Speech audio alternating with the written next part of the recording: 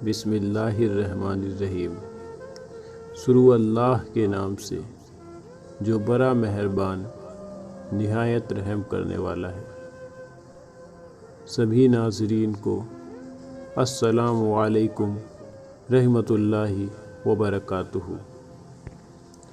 اللہ آپ سبھی کو اپنے رحمتوں کے سائے میں رکھے، آمین۔ آج کا موضوع مرنے کے بعد قبر کیا سلوک کرتی ہے۔ حضرت عمر بن عبدالعزیز رحمۃ اللہ علیہ ایک بار ایک جنازہ پڑھنے گئے۔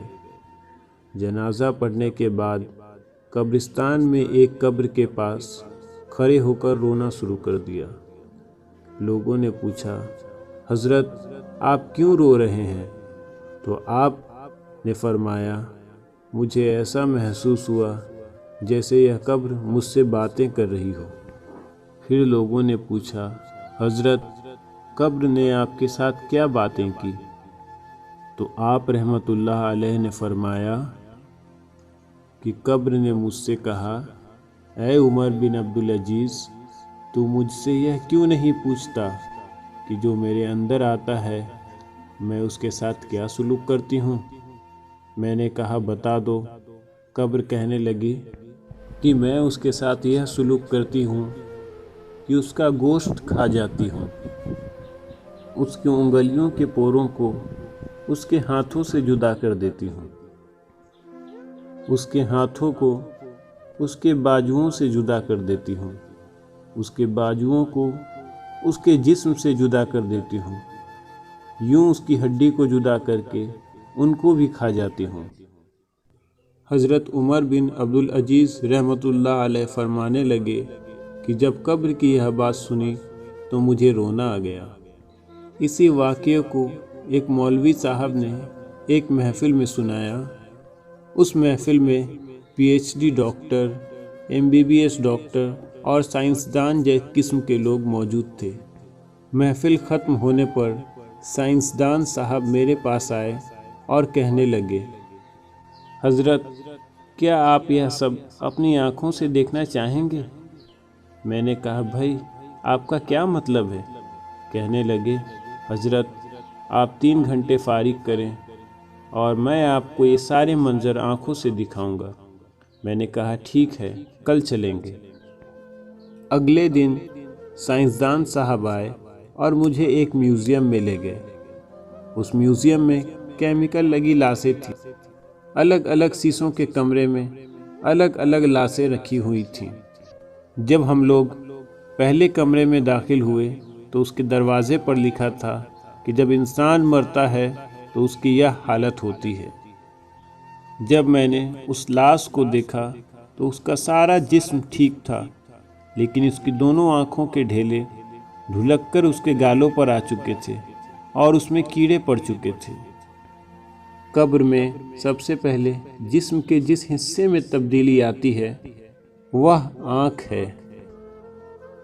جن آنکھوں سے غیر اللہ کو دیکھتا اس میں سب سے پہلے کیڑے چپٹتے ہیں۔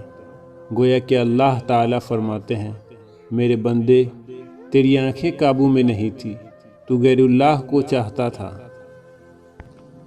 ان کو محبتوں بھرے نگاہ سے دیکھتا، یہ حق تو تیرے پروردگار کا تھا، تجھے غیر محرموں کے چہرے اچھے لگتے تھے۔ قبر میں سب سے پہلے اسی آنکھ کو کیڑے کھائیں گے۔ اس کے بعد ہم دوسرے کمرے میں گئے۔ اس کمرے میں پڑی ہوئی لاش کی آنکھوں کے ڈھیلے کو کیڑوں نے کھا لیا اور ہونٹوں کو بھی کیڑے کھا چکے تھے، صرف دانتوں کی بتیسی نظر آ رہی تھی۔ غلط محبت بھری باتیں کرنے، دوسروں کا مذاق اڑانے اور چغلی کرنے کے کارن اس کی زبان کی طرف کیڑے بڑھ رہے تھے۔ اس کے علاوہ باقی لاش ٹھیک تھی۔ پھر ہم وہاں سے تیسرے کمرے میں گئے۔ وہاں ہم نے دیکھا کہ مردے کی آنکھوں اور زبانوں کو کیڑے نے کھا لیا ہے۔ اس کا پیٹ پیالے کی مانند بنا ہوا ہے اور اس پیٹ کے اندر کیڑے پڑے ہوئے ہیں، جو حرام کھاتے ہیں ان کے پیٹ کو کیڑے کھا جاتے ہیں۔ جب ہم آخری کمرے میں گئے تو دیکھا صرف ریڑھ کی ہڈی بچی ہوئی تھی، باقی سبھی ہڈیوں کو کیڑوں نے کھا لیا تھا۔ یہ سارے واقعات سے انسانوں کو قبر میں گزرنا ہوتا ہے۔ یہ لاشیں ان لوگوں کی تھی جو خود کو گناہوں سے نہیں بچاتے تھے، اس لیے کیڑوں نے ان گناہگاروں کے جسم کو اپنی غذا بنا لی۔ جو لوگ گناہوں سے بچتے ہیں، اللہ کے حضور پیش ہوتے ہیں، ان کی لاشیں قبروں میں بھی محفوظ رہتی ہیں۔ اللہ نے انبیاء کے جسموں کو زمین پر حرام کر دیا۔ بعض اولیاء اللہ کے جسم قبرستان کی کھدائی میں بالکل صحیح پائے گئے، کیونکہ ان کے جسم میں گناہ کے اثرات نہیں تھے۔ اللہ ہم سبھی کو گناہوں سے بچنے اور 5 وقت نماز پڑھنے کی توفیق عطا فرمائے۔ اللہ نے قرآن پاک میں فرمایا کل نفس ذائقۃ الموت، جس کا ترجمہ یہ ہے کہ ہر جاندار کو موت کا مزہ چکھنا ہے۔